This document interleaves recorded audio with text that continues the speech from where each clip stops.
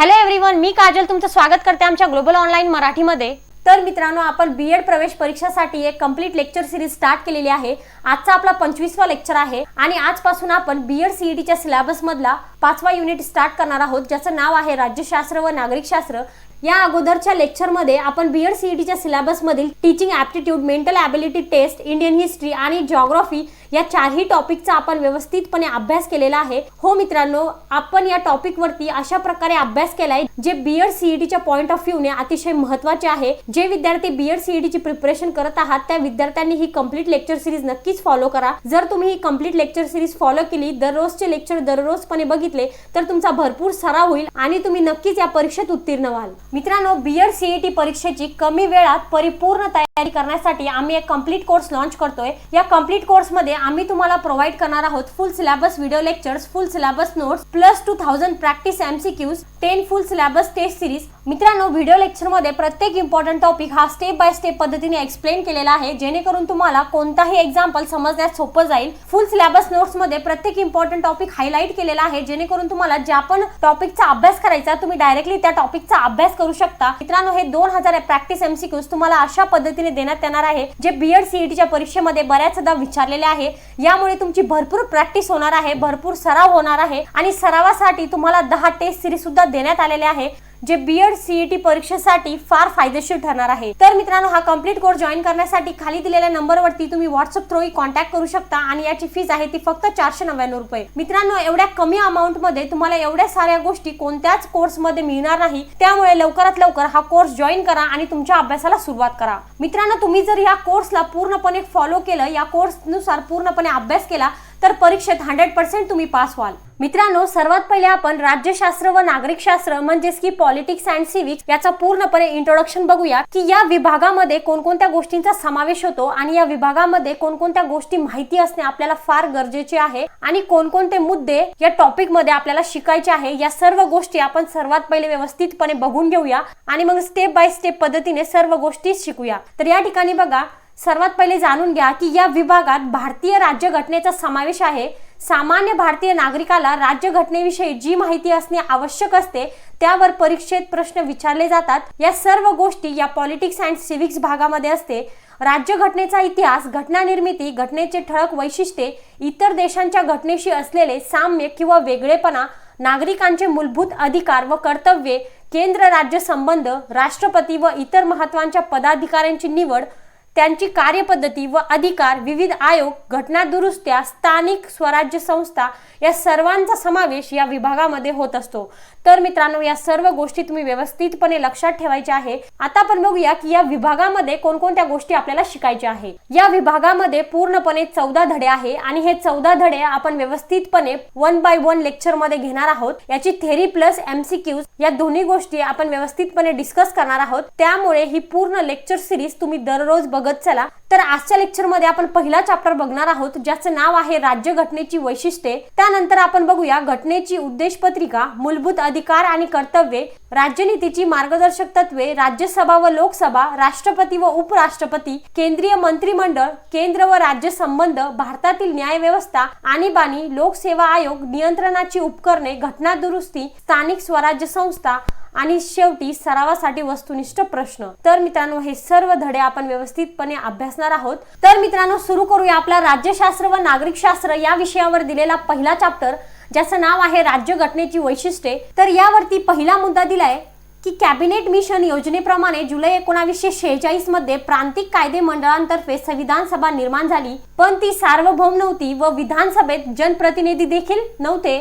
त्यानंतरचा दुसरा मुद्दा दिलाय की 14 ऑगस्ट 1947 रोजी एका ठरावानुसार संविधान सभा सार्वभौम झाली। घटना समितीचे अध्यक्ष डॉक्टर राजेंद्र प्रसाद हे होते। 29 ऑगस्ट 1947 रोजी संविधान सभेने डॉक्टर बाबासाहेब आंबेडकर यांच्या अध्यक्षतेखाली घटनेच्या मसुदा समितीची नेमणूक केली। त्यानंतरचा तिसरा मुद्दा दिलाय की 26 नोव्हेंबर 1949 रोजी राज्यघटना पास करण्यात आली व 26 जानेवारी 1950 पासून ती अंमलात आली आणि त्यामुळे 26 जानेवारी हा भारताचा प्रजासत्ताक दिन म्हणून साजरा केला जातो। आपल्याला माहिती असणे फार गरजेचे आहे की आपण जे 26 जानेवारीला प्रजासत्ताक दिन म्हणून साजरा करतो तर का करतो, कारण की त्या दिवशी राज्यघटना पास झाल्यानंतर 26 जानेवारीला ती घटना अंमलात आली होती, म्हणूनच आपण 26 जानेवारी हा दिवस प्रजासत्ताक दिन म्हणून साजरा करतो। बघूया यावरती अजून काही महत्त्वाचे मुद्दे। मित्रांनो, आता आपण बघणार आहोत राज्यघटनेची ठळक वैशिष्ट्ये। तर यामधील पहिला महत्त्वाचा मुद्दा दिलेला आहे लिखित आणि विस्तृत राज्यघटना, आणि त्यामध्ये दिले की भारताची राज्यघटना ही जगातील सर्वात मोठी लिखित राज्यघटना आहे। या राज्यघटनेमध्ये एकूण 395 कलमे व 10 परिशिष्टे आहेत।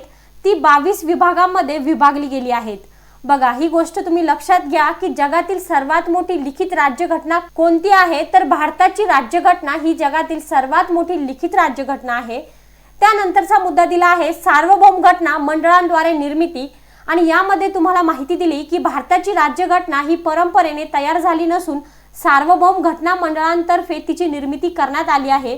त्यासाठी तिला 2 वर्षे 11 महिने आणि 18 दिवस एवढा वेळ लागलेला आहे।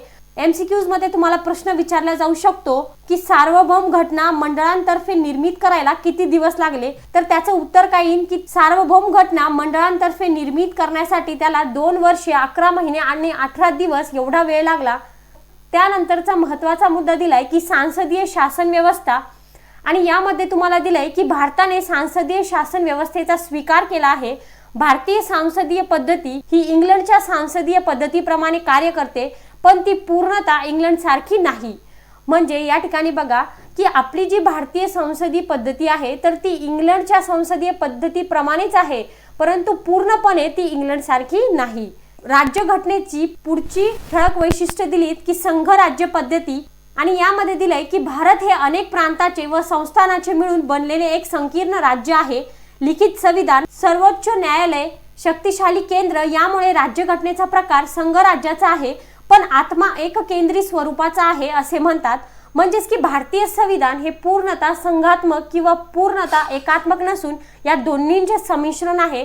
म्हणजेच की आपले जे भारतीय संविधान आहे तर ते संघात्मक आणि एकात्मक या दोन्हींचे संमिश्रण आहे। ही गोष्ट तुम्ही इन शॉर्ट मध्ये लक्षात ठेवा।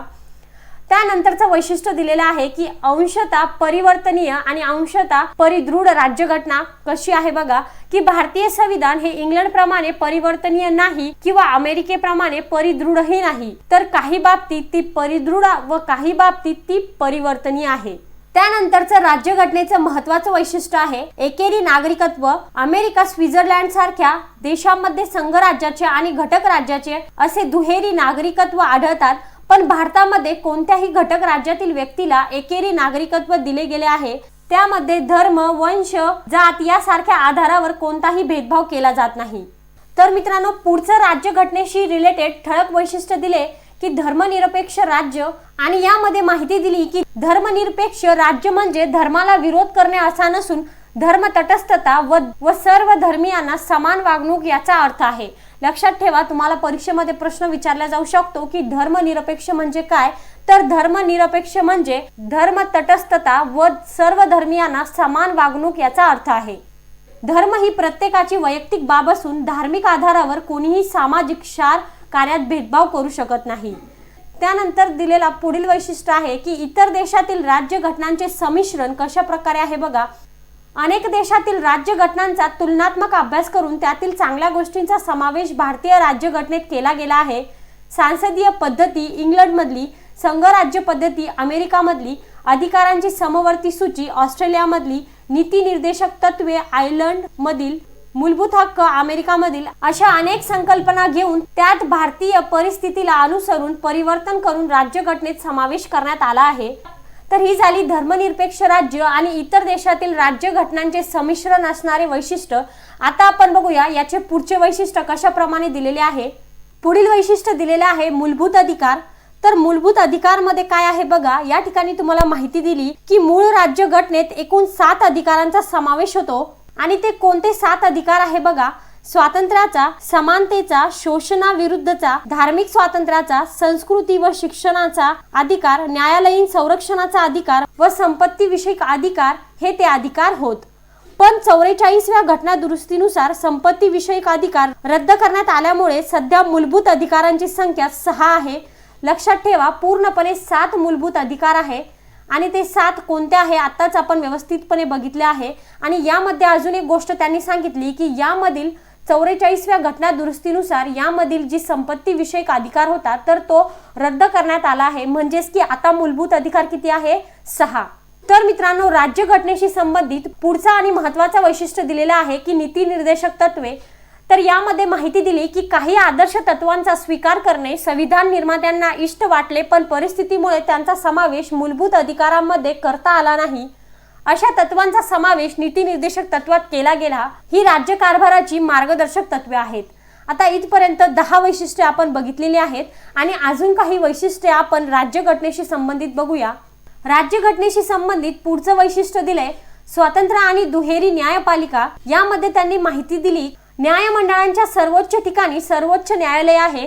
सर्वोच्च न्यायालयाच्या नियंत्रणाखाली घटक राज्यातील उच्च न्यायालये, उच्च न्यायालयाच्या नियंत्रणाखाली राज्यातील दुय्यम न्यायालये। सर्वोच्च न्यायालयातील न्यायाधीशांच्या निवृत्तीचे वय 65 वर्षे असून त्याला महाभियोगाद्वारे करता येते। तर यामधील पुढचे वैशिष्ट्य तुम्हाला अशा प्रकारे दिले की इतर वैशिष्ट्ये खालील प्रमाणे आहेत आणि इतर वैशिष्ट्यामध्ये पूर्णपणे 3 विभागांचा समावेश होतो। पहिले आहे निरंकुशवाद, उदारवाद आणि समाजवादाचे मिश्रण। दुसरा आहे लोककल्याणकारी राज्य आणि तिसरा आहे जननिर्मित संविधान। तर अशा पद्धतीने या पूर्ण चॅप्टरचा अभ्यास आपण व्यवस्थितपणे केलेला आहे। एक गोष्ट तुम्ही या ठिकाणी लक्षात ठेवा की आपण यामध्ये अशाच मुद्द्यांचा अभ्यास केलेला आहे जे बीएड सीईटीच्या पॉइंट ऑफ व्ह्यूने अतिशय महत्त्वाचे आहे। तर आता आपण बघूया की या सर्व चॅप्टरवरती कशा प्रकारे एमसीक्यूज विचारले आहेत आणि त्यांना कसं सॉल्व्ह करायचं। तर सुरू करूया आपला एमसीक्यू सेक्शन। तर मित्रांनो, राज्यशास्त्र व नागरिकशास्त्र यावरती आधारित प्रश्न विचारलाय। भारताने राज्यघटनेचा स्वीकार कोणत्या रोजी केला? आणि पर्याय आहे 26 नोव्हेंबर 1949, 26 जानेवारी 1950, 26 डिसेंबर 1949 आणि 26 डिसेंबर 1950। तर मित्रांनो, आजच्याच लेक्चरमध्ये आपण बघितलं की भारताने राज्यघटनेचा स्वीकार हा 26 नोव्हेंबर 1949 रोजी केला, म्हणजेच या प्रश्नाचं उत्तर येईल पर्याय नंबर अ। पुढचा प्रश्न विचारलाय की कोणत्या दिवसापासून भारतीय राज्यघटना अंमलात आली? आणि या प्रश्नासाठी 4 पर्याय दिलेले आहे। 15 ऑगस्ट 1947, 26 जानेवारी 1950, 26 नोव्हेंबर 1949 आणि 26 डिसेंबर 1950। तर मित्रांनो, या 4ही पर्यायापैकी या प्रश्नाचं योग्य उत्तर आहे की 26 जानेवारी 1950 या दिवसापासून भारतीय राज्यघटना ही अंमलात आली आणि म्हणूनच त्या दिवशी आपण प्रजासत्ताक दिन म्हणून साजरा करतो। तर मित्रांनो, या प्रश्नाचं उत्तर आहे पर्याय नंबर ब। पुढचा प्रश्न विचारलाय की कोणता दिवस हा भारताचा स्वातंत्र्य दिन आहे? पर्याय दिलेत 15 ऑगस्ट 1947, 26 जानेवारी 1947, 26 नोव्हेंबर 1949 आणि 15 एप्रिल 1947। तर मित्रांनो, या प्रश्नाचं योग्य उत्तर आहे की 15 ऑगस्ट 1947 हा दिवस भारताचा स्वातंत्र्य दिन आहे, म्हणजेच या प्रश्नाचं उत्तर येईल पर्याय नंबर अ। तर पॉलिटिक्स अँड सिव्हिक्स या टॉपिक वरती पुढचे प्रश्न विचारले की घटना समितीचे अध्यक्ष कोण होते? आणि पर्याय आहे पंडित मोतीलाल नेहरू, डॉक्टर राजेंद्र प्रसाद, डॉक्टर बाबासाहेब आंबेडकर, पंडित जवाहरलाल नेहरू। तर मित्रांनो, या 4ही पर्यायापैकी या प्रश्नाचं योग्य उत्तर आहे की घटना समितीचे अध्यक्ष डॉक्टर राजेंद्र प्रसाद हे होते, म्हणजेच या प्रश्नाचं उत्तर येईल पर्याय नंबर ब। पुढचा प्रश्न विचारलाय की डॉक्टर बाबासाहेब आंबेडकर हे काय होते? तर पर्याय आहे घटना समितीचे अध्यक्ष होते, घटना समितीचे सदस्य होते, घटनेच्या मसुदा समितीचे अध्यक्ष होते आणि घटनेच्या कायदा समितीचे अध्यक्ष होते। तर मित्रांनो, या प्रश्नाचं योग्य उत्तर आहे की डॉक्टर बाबासाहेब आंबेडकर हे घटनेच्या मसुदा समितीचे अध्यक्ष होते, म्हणजेच या प्रश्नाचं उत्तर येईल पर्याय नंबर क। पुढचा प्रश्न विचारलाय की भारतीय राज्यघटना ही जगातील कोणती घटना आहे? आणि पर्याय आहे सर्वात मोठी लिखित घटना आहे, सर्वात लहान लिखित घटना आहे, सर्वात मोठी अलिखित घटना आहे आणि सर्वाधिक परिवर्तनीय घटना आहे। तर मित्रांनो, या प्रश्नाचं योग्य उत्तर आहे की या 4ही पर्यायापैकी या ठिकाणी याचं उत्तर येईल भारतीय राज्यघटना ही जगातील सर्वात मोठी लिखित राज्यघटना आहे, म्हणजेच या प्रश्नाचं उत्तर येईल पर्याय नंबर अ। पुढचा प्रश्न विचारलाय की हे भारतीय संविधानाचे 2 भाग आहेत, म्हणजेच की कोणते 2 भारतीय संविधानाचे भाग आहेत? तर या ठिकाणी बघा पर्याय दिलेत लिखित व अलिखित, परिवर्तनीय व परिदृढ, कायदेशीर व कायदेबाह्य, संघीय व राज्य। तर मित्रांनो, या 4ही पर्यायापैकी या प्रश्नाचं योग्य उत्तर आहे की परिवर्तनीय व परिदृढ हे भारतीय संविधानाचे 2 भाग आहेत, म्हणजेच या प्रश्नाचं उत्तर येईल पर्याय नंबर ब। तर या टॉपिक वरती अजून काही एमसीक्यूज डिस्कस करूया। राज्यघटनेवरती आधारित पुढचा प्रश्न विचारलाय की भारतीय राज्यघटनेत किती कलमे व किती परिशिष्टे आहेत आणि या प्रश्नासाठी 4 पर्याय दिलेले आहे। 395 कलमे व 10 परिशिष्टे, 295 कलमे व 8 परिशिष्टे, 390 कलमे व 10 परिशिष्टे, 295 कलमे व 9 परिशिष्टे। तर मित्रांनो या प्रश्नाचं योग्य उत्तर आहे की भारतीय राज्यघटनेत 395 कलमे व 10 परिशिष्टे आहेत, म्हणजेच या प्रश्नाचं उत्तर येईल पर्याय नंबर अ। पुढचा प्रश्न विचारलाय की भारताची राज्यघटना तयार करण्यासाठी लागलेला कालावधी किती होता।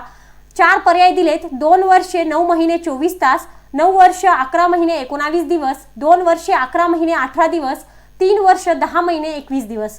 तर मित्रांनो या प्रश्नाचं योग्य उत्तर आहे की भारताची राज्यघटना तयार करण्यासाठी लागलेला कालावधी 2 वर्षे 11 महिने 18 दिवस एवढा होता, म्हणजेच या प्रश्नाचं उत्तर येईल पर्याय नंबर क। पुढचा प्रश्न विचारलाय की भारताने डॅश डॅश या शासन व्यवस्थेचा स्वीकार केला आहे। पर्याय दिलेत केंद्रीय, साम्यवादी, भांडवलवादी आणि सांसदीय। तर मित्रांनो या प्रश्नाचं योग्य उत्तर आहे की भारताने सांसदीय शासन व्यवस्थेचा स्वीकार केला आहे, म्हणजेच या प्रश्नाचं उत्तर येईल पर्याय नंबर ड। पुढचा प्रश्न विचारलाय की भारतीय संविधान हे काय आहे। पर्याय दिलेत पूर्णतः संघात्मक आहे, पूर्णतः एकात्मक आहे, अंशतः संघात्मक व अंशतः एकात्मक आहे, यापेक्षा वेगळे। तर मित्रांनो या प्रश्नाचं उत्तर जाणून घ्या की भारतीय संविधान हे अंशतः संघात्मक व अंशतः एकात्मक आहे, म्हणजेच या प्रश्नाचं उत्तर येईल पर्याय नंबर क। त्यापुढील प्रश्न विचारलाय की भारतात किती नागरिकत्व आहे। पर्याय दिलेत एकेरी, दुहेरी, तिहेरी आणि यापेक्षा वेगळे। तर मित्रांनो या 4ही पर्यायापैकी या प्रश्नाचं योग्य उत्तर आहे की भारतात एकेरी नागरिकत्व आहे, म्हणजेच या प्रश्नाचं उत्तर येईल पर्याय नंबर अ। पुढचा प्रश्न विचारलाय की भारताने सांसदीय शासन व्यवस्थेची पद्धत कुठून घेतलेली आहे आणि पर्याय दिलेत अमेरिका, इंग्लंड, रशिया आणि ऑस्ट्रेलिया। तर मित्रांनो या प्रश्नाचं उत्तर आहे की भारताने सांसदीय शासन व्यवस्थेची पद्धती इंग्लंडकडून घेतली आहे, म्हणजेच या प्रश्नाचं उत्तर येईल पर्याय नंबर ब। पुढचा प्रश्न विचारलाय की भारताने संघराज्य पद्धतीचा स्वीकार कुठून केला आहे। पर्याय दिलेत ऑस्ट्रेलिया, इंग्लंड, अमेरिका आणि आयर्लंड। तर मित्रांनो या प्रश्नाचं योग्य उत्तर आहे की भारताने संघराज्य पद्धतीचा स्वीकार अमेरिकाकडून केला आहे, म्हणजेच या प्रश्नाचं उत्तर येईल पर्याय नंबर क। पुढचा प्रश्न विचारलाय की नीती निर्देशक तत्वांची प्रेरणा भारताने कोणत्या देशाकडून घेतली आहे। पर्याय दिलेत थायलंड, इंग्लंड, अमेरिका आणि आयर्लंड। तर मित्रांनो या प्रश्नाचं योग्य उत्तर आहे की नीती निर्देशक तत्वांची प्रेरणा भारताने आयर्लंड या देशाकडून घेतलेली आहे, म्हणजेच या प्रश्नाचं उत्तर येईल पर्याय नंबर ड। पुढचा प्रश्न विचारलाय की मूळ भारतीय राज्यघटनेत एकूण किती मूलभूत अधिकार आहेत। पर्याय दिलेत 6, 7, 5 आणि 4। तर मित्रांनो या प्रश्नाचं योग्य उत्तर आहे की मूळ भारतीय राज्यघटनेत एकूण 7 मूलभूत अधिकार आहेत, म्हणजेच या प्रश्नाचं उत्तर येईल पर्याय नंबर ब। पुढचा महत्त्वाचा प्रश्न विचारलाय की सध्या मूलभूत अधिकाऱ्यांची संख्या किती आहे। पर्याय दिलेत 6, 7, 5 आणि 4। तर मित्रांनो या प्रश्नाचं योग्य उत्तर आहे की सध्या मूलभूत अधिकाऱ्यांची संख्या 6 आहे, म्हणजेच या प्रश्नाचं उत्तर येईल पर्याय नंबर अ। अशाच पद्धतीने अजून काही एमसीक्यूज डिस्कस करूया। राज्यशास्त्र व नागरिकशास्त्र यावरती आधारित पुढचा प्रश्न विचारलाय की भारत हे धर्मनिरपेक्ष राज्य आहे कारण। आता या ठिकाणी तुम्हाला 4 कारण दिलेले आहे। तर पहिलं आहे राज्य हे सर्व धर्माला विरोध करते, धर्म ही प्रत्येकाची वैयक्तिक बाब आहे, राज्यकर्ते कोणत्याही धार्मिक कार्यक्रमात भाग घेऊ शकत नाहीत, सर्व धर्मियांना समान वागणूक दिली पाहिजे। आणि या प्रश्नासाठी 4 पर्याय दिलेले आहे, फक्त 2 व 4 बरोबर, फक्त 1, 2 व 3 बरोबर, फक्त 4 बरोबर आणि वरील सर्व। या प्रश्नाचं योग्य उत्तर आहे की भारत हे धर्मनिरपेक्ष राज्य आहे कारण धर्म ही प्रत्येकाची वैयक्तिक बाब आहे आणि सर्व धर्मियांना समान वागणूक दिली पाहिजे, म्हणजेच या प्रश्नाचं उत्तर येईल पर्याय नंबर अ, फक्त 2 व 4। पुढचा प्रश्न विचारलाय की 44व्या घटना दुरुस्तीनुसार हा मूलभूत अधिकार रद्द केला गेला। तर आपल्याला सांगायचं आहे की या 4 पर्यायापैकी कोणता मूलभूत अधिकार रद्द करण्यात आला आहे। पर्याय दिलेत शिक्षणाचा अधिकार, संपत्तीचा अधिकार, धार्मिक स्वातंत्र्याचा अधिकार आणि वृत्तपत्र स्वातंत्र्याचा अधिकार। तर मित्रांनो या प्रश्नाचं योग्य उत्तर आहे की 44व्या घटना दुरुस्तीनुसार संपत्तीचा मूलभूत अधिकार रद्द केला गेला, म्हणजेच या प्रश्नाचं उत्तर येईल पर्याय नंबर ब। पुढचा प्रश्न विचारलाय की याचा समावेश मूलभूत अधिकारात होत नाही, म्हणजेच की या 4 पर्यायापैकी कोणाचा समावेश मूलभूत अधिकारामध्ये होत नाही ते आपल्याला निवडायचं आहे। पर्याय दिलेत धार्मिक स्वातंत्र्य, न्यायालयीन संरक्षण, समानता आणि प्रदूषण मुक्त पर्यावरण। तर मित्रांनो आजच्याच लेक्चरमध्ये आपण बघितलं की पूर्णपणे 7 मूलभूत अधिकार आहे आणि त्या 7 मूलभूत अधिकारांपैकी प्रदूषण मुक्त पर्यावरण हे अधिकार मूलभूत अधिकारामध्ये नाहीये, म्हणजेच या प्रश्नाचं उत्तर येईल की प्रदूषण मुक्त पर्यावरण याचा समावेश मूलभूत अधिकारात होत नाही. म्हणजेच या प्रश्नाचं उत्तर येईल पर्याय नंबर ड. तर मित्रांनो, राज्यशास्त्र व नागरिकशास्त्र यावरती आधारित पुढचा प्रश्न विचारलाय की भारतीय राज्यघटनेत अधिकाराच्या समवर्ती सूचीची कल्पना कोणाकडून घेण्यात आली आहे. आणि या प्रश्नासाठी 4 पर्याय दिलेले आहे: अमेरिका, ऑस्ट्रेलिया, इंग्लंड आणि रशिया. तर मित्रांनो, या प्रश्नाचं योग्य उत्तर आहे की भारतीय राज्यघटनेत अधिकाराच्या समवर्ती सूचीची कल्पना ऑस्ट्रेलियाकडून घेण्यात आली आहे. म्हणजेच या प्रश्नाचं उत्तर येईल पर्याय नंबर ब. पुढचा प्रश्न विचारलाय की भारतीय राज्यघटना ही कशी आहे. पर्याय दिले: पूर्णतः परिवर्तनीय आहे, पूर्णतः परिदृढ आहे, अंशतः परिवर्तनीय व अंशतः परिदृढ आहे. तर ड पर्याय दिलाय अ व ब. तर मित्रांनो, या प्रश्नाचं योग्य उत्तर आहे की भारतीय राज्यघटना ही अंशतः परिवर्तनीय व अंशतः परिदृढ आहे. म्हणजेच या प्रश्नाचं उत्तर येईल पर्याय नंबर क. पुढचा प्रश्न विचारलाय की भारत 15 ऑगस्ट 1947 रोजी स्वतंत्र झाला, तरी 26 जानेवारी 1950 पर्यंत त्याला वसाहतीचे राज्य म्हटले जात होते. कारण तर यासाठी तुम्हाला 4 कारणं दिलेले आहे आणि या 4 कारणामधून आपल्याला योग्य तो कारण या ठिकाणी निवडायचा आहे. ब्रिटिशांनी भारतावरील अधिकार पूर्णपणे सोडला नव्हता, स्वतंत्र भारताची राज्यघटना अस्तित्वात नव्हती, भारताने राष्ट्रसंघाचे सदस्यत्व स्वीकारले नव्हते आणि वरील सर्व. तर मित्रांनो, या प्रश्नाचं योग्य उत्तर आहे की भारत 15 ऑगस्ट 1947 रोजी स्वतंत्र झाला, तरी 26 जानेवारी 1950 पर्यंत त्याला वसाहतीचे राज्य म्हटले जात होते, कारण स्वतंत्र भारताची राज्यघटना अस्तित्वात नव्हती. म्हणजेच या प्रश्नाचं उत्तर येईल पर्याय नंबर ब. पुढचा महत्त्वाचा प्रश्न विचारलाय की भारतीय संविधानानुसार खालीलपैकी कोणता मूलभूत हक्क नाही. आणि या प्रश्नासाठी 4 पर्याय दिलेत: शोषणाविरुद्धचा हक्क, समतेचा हक्क, मालमत्तेचा हक्क आणि भाषण स्वातंत्र्याचा हक्क. तर मित्रांनो, या प्रश्नाचं योग्य उत्तर आहे की भारतीय संविधानानुसार खालीलपैकी मालमत्तेचा हक्क हा मूलभूत हक्क नाही. म्हणजेच या प्रश्नाचं उत्तर येईल पर्याय नंबर क. पुढचा प्रश्न विचारलाय की इंग्लंडची राज्यघटना ही कशी आहे. आणि पर्याय दिलेले आहे: परिवर्तनीय, परिदृढ, अपरिवर्तनीय आणि पूर्णतः परिदृढ. तर मित्रांनो, या प्रश्नाचं योग्य उत्तर आहे की इंग्लंडची राज्यघटना ही परिवर्तनीय आहे. म्हणजेच या प्रश्नाचं उत्तर येईल पर्याय नंबर अ. पुढचा प्रश्न विचारलाय की अमेरिकेची राज्यघटना ही कशी आहे. पर्याय दिलेत: परिदृढ, परिवर्तनीय, एककेंद्रीय आणि अलिखित. तर मित्रांनो, या प्रश्नाचं योग्य उत्तर आहे की अमेरिकेची राज्यघटना ही परिदृढ आहे. म्हणजेच या प्रश्नाचं उत्तर येईल पर्याय नंबर अ. पुढचा प्रश्न विचारलाय की भारतीय संविधान डॅश डॅशने स्वीकृत केले आहे. पर्याय दिलेत: भारतीय जनता, राष्ट्रपती, संविधान सभा आणि पंतप्रधान. तर मित्रांनो, या प्रश्नाचं योग्य उत्तर आहे की भारतीय संविधान हे संविधान सभाने स्वीकृत केले आहे. म्हणजेच या प्रश्नाचं उत्तर येईल पर्याय नंबर क. पुढचा प्रश्न विचारलाय की न्यायालयाचा न्यायाधीश कितीपर्यंत आपल्या पदावर राहू शकतो. पर्याय दिलेत: 65 वर्षे, 62 वर्षे, 58 वर्षे आणि 60 वर्षे. तर मित्रांनो, या 4ही पर्यायापैकी या प्रश्नाचं योग्य उत्तर आहे न्यायालयाचा न्यायाधीश 65 वर्षापर्यंत आपल्या पदावर राहू शकतो. म्हणजेच या प्रश्नाचं उत्तर येईल पर्याय नंबर अ.